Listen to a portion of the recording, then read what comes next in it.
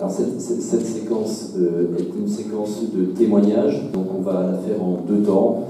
Une séquence, d'abord je vais laisser Jean se présenter et dire quelques mots, et puis ensuite je vous ferai le programme de cette séquence en 2 temps. Jean, à toi. Merci, donc bonjour à toutes et à tous. Donc j'ai l'impression que le micro ne fonctionne pas. Ça marche.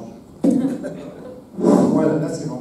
Donc Jean Champagne, après plusieurs décennies passées dans un institut technique du réseau ACTA, donc en l'occurrence l'institut technique avicole, je suis depuis 2011 chargé par le président Jacques Lemaître, donc de la direction du pôle Outre-mer au sein de l'ACTA.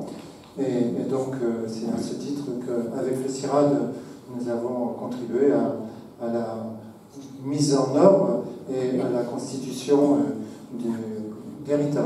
L'ERITA, souvent, RITA, en un sigle, on oublie ce que ça veut dire. Il y a 4 lettres. Alors j'ai souvent entendu parler, pour moi le plus important c'est le T, pour moi c'est le R, pour moi c'est le I. Alors RITA, chaque terme est important. C'est un réseau d'innovation et de transfert agricole.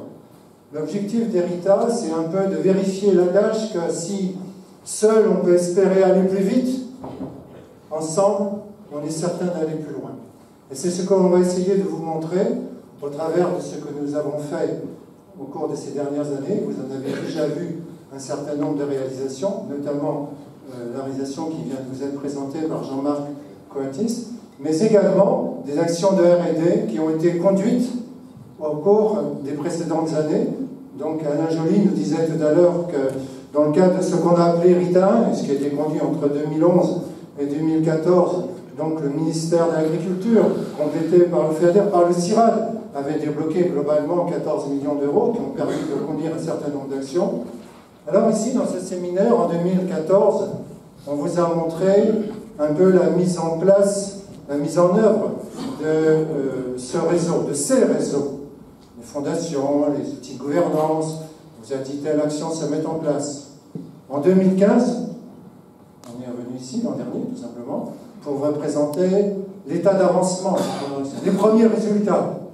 Mais quelqu'un dans la salle a dit, oui, mais sont-ils transférés, sont-ils appliqués sur le terrain? C'est ce que l'on va vous montrer aujourd'hui.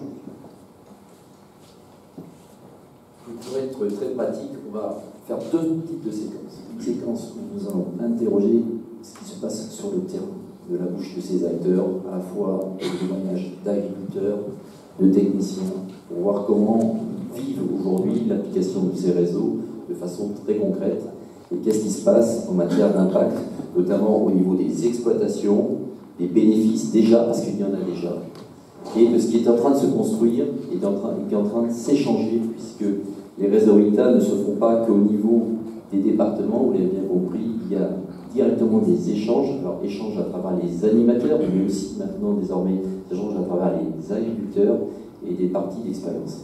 Et c'est ce que nous allons essayer d'illustrer à travers ces témoignages.